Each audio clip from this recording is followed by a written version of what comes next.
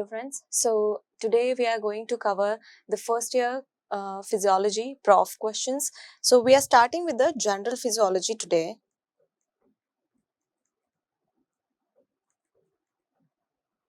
And I'm trying to cover all those must know topics which are asked in the viva as well as theory exam, right?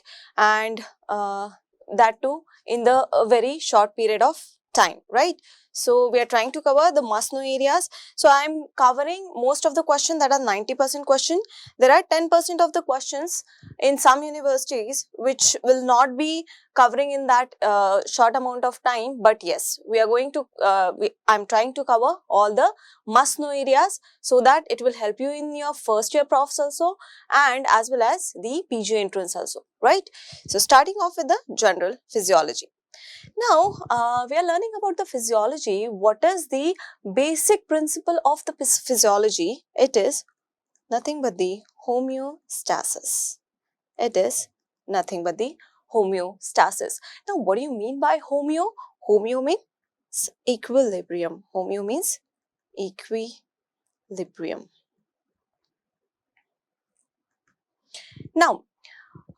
Now you have a body, and in that various physiological characteristics are there which are maintaining their equilibrium. There is a particular range for particular property or particular thing, so they are maintaining their equilibrium range, right? So that is nothing but the homeostasis. There are various physiological mechanisms. There are various physiological mechanisms which are acting to or which are working for the stabilization of the internal environment of the body, right? Which are working for, to stabilize what thing? Stabilize the internal environment of your body, right? And which is known as milieu interior, which is known as milieu interior, right? Which is known as milieu interior. Now, there can be a short note as well as a long answer question on the homeostasis. So you can elaborate these points and you can get the marks. You can make more and more diagrams and charts so that you'll get that extra crisp in your marks, right? So about the milieu interior, either the question can be on the homeostasis or write a short note. The question can be as a write a short note on milieu interior. So you should be knowing about the milieu interior also. First thing first, this thing is introduced by a great physiologist which is known as Claude Bernard, which is Sir Claude Bernard. Now this term is introduced by this scientist, right? It is introduced by Claude Bernard, and that's why he is also known as Father of Physiology. This can be asked in the viva, that who is the Father of Physiology? And it's a favorite question of your PG entrance also, right? So Father of Physiology is Claude Bernard. Remember, I wrote over here that this term is introduced by the physiologist Claude Bernard, but this term milieu interior is coined by another scientist, that is W.B. Cannon. It is coined by W.B. Cannon.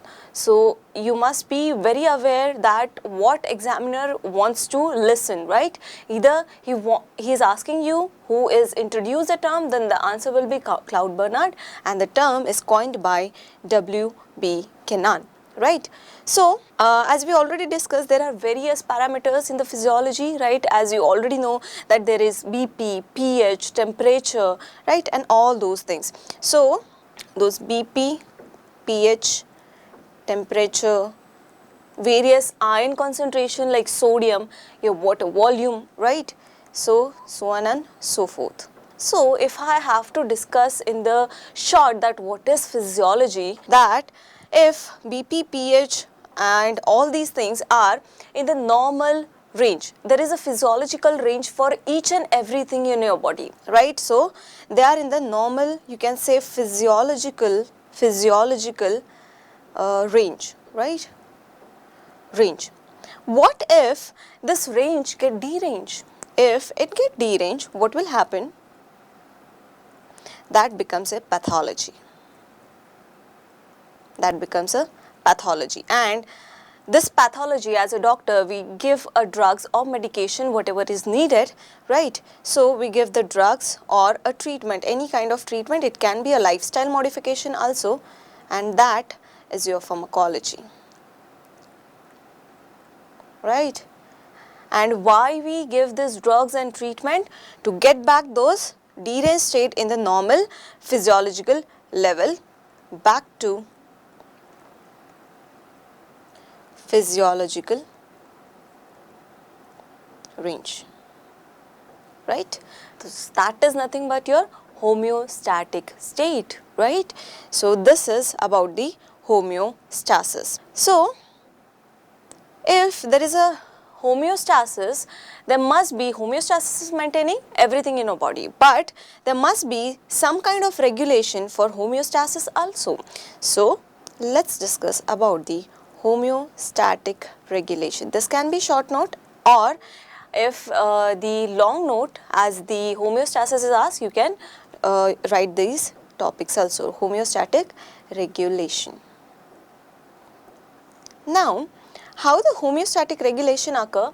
It is majorly occur via two main system. They are known as the feedback system.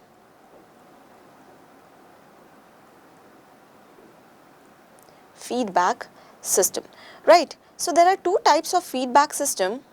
One is the negative feedback system and another is the positive feedback system.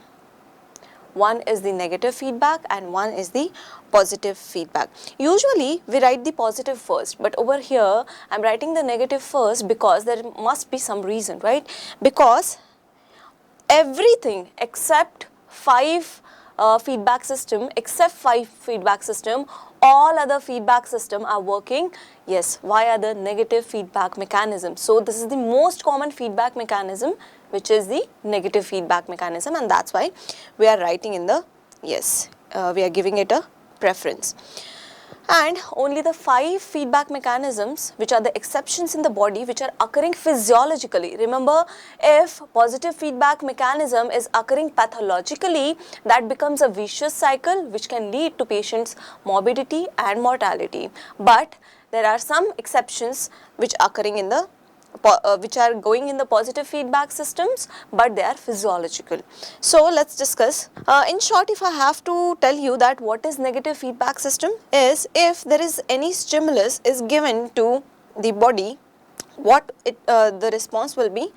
The response will be in the contrast of that stimulus, right? So suppose if the BP is increased, the baroreceptors will put the brake on the BP and they will decrease the BP, right? For example, you are doing the exercise, what will happen to the temperature? Temperature will ultimately increase. So what should be the response? The temperature must decrease and it should be come back to its physiological state, right? So for example, in the exercise, increase in the temperature, what should be the response? What will happen physiologically is there will be a negative feedback system is activated and the vessels will dilate, that is vasodilation, where near the cutaneous system in the skin, right? And sweating will occur, which will lead to heat loss, and that's why what will happen to the temperature? Ultimately, the temperature will decrease. The temperature will decrease, right? So that is the one of the example of the temperature, and BP, pH, everything is working in the negative feedback mechanism, right? So for the feedback mechanism, or for that matter, any feedback mechanism, there must be three things available, right? What three things? Yes, there must be a sensor for the sensing any kind of stimulus. You need a sensors or receptors, right? And that will ultimately give the signals to the control center. It can be in the brain, or it can be locally present, or it can be in the spinal cord, right? And once the control center get that signal, what will happen? That must give the signal and orders accordingly to the effector organ or effector system, right? Effector organ or effector system, organ or system. So this is nothing but the feedback mechanism. This is nothing but the feedback mechanism in short. So draw a chart so the examiner will understand that you know the concept, right? Okay, moving on to the positive feedback mechanism. I told you there are some exceptions. Physiologically, we are going to discuss about the physiological positive feedback mechanisms, right? So physiologically, only 5 things are present which work in the positive feedback mechanisms. So they are the clotting system. So write down, leave some space so that we will write it 2 lines. First thing is clotting cascade. You can write cascade, clotting cascade. What else? The LH surge which occurs in the females during the ovulation. So LH surge. Then the parturition reflex which occur during the delivery is parturition reflex. What else? Activation of digestive enzymes. Each of this we will discuss as the system comes, right? In the clotting cascade, we will discuss in the blood. The LH surge, parturition reflex, all this will be discussed in the reproductive system, and digestive enzymes. About the digestive enzymes, we will discuss in the GIT. But you should know that once the one factor of the clotting system is activated, what will happen? That will further activate the cascade. That means further activate the next clotting factor. That clotting factor will activate the next clotting factor, and the cascade will go on until the clot is formed. That is about the clotting cascade. The LH surge, once the LH is released from the pituitary, what will happen? That will give a positive feedback, and the more and more LH will secreted, right? About the parturition reflex, what happens during the delivery is, it's about the oxytocin. It's about the hormone which is known as oxytocin, right? What happens is, once the parturition reflex is activated, some amount of release of oxytocin will give the positive feedback and enhance the oxytocin release from the pituitary gland. What is the fifth example? Fifth example is Hodgkin's. Fifth example is Hodgkin's cycle. In the activation of digestive system enzymes, what will happen is, there is activation of one enzyme, that is trypsinogen, which will activate the pepsin, which will convert the pepsinogen into pepsin, right? And the pepsinogen will once get converted into pepsin, that will undergo the certain conformational changes and activate the remaining enzymes. So that is the positive feedback mechanism. In Hodgkin cycle, what happen is, there are opening of few sodium channel, opening of few sodium channel will lead to, or will stimulate more and more opening of more and more sodium channel, will lead to opening of more sodium channel. So by this system right now, you must be knew that what happens, what is the stimulus and what will happen to the response of it is, in the positive feedback mechanism, what happens is, if you give the stimulus, suppose if you give the stimulus, the response will be there, right? And whatever response is there, that will again in turns will stimulate more and more activation of the stimulus, and more, yes, response will be there, the same response will be there. And in the negative feedback, in contrast, what happens is, because it is inversely proportional, so once the stimulus is there and response occurred, that response will inhibit the stimulus. Over in the positive feedback mechanism, the response will further stimulate to the stimulus, and again this response is also increase, right? And in this, the response will inhibit the stimulus, right? Okay, so this is all about the positive and negative feedback mechanism, positive and negative feedback mechanism, right? Just you have to remember that these are the examples of physiological positive feedback mechanism. Normally what happens in the body is negative feedback mechanism is going on, but if pathologically, suppose in case of BP, the positive feedback mechanism is activated, the patient will further lead to morbidity and mortality due to activation of vicious cycle.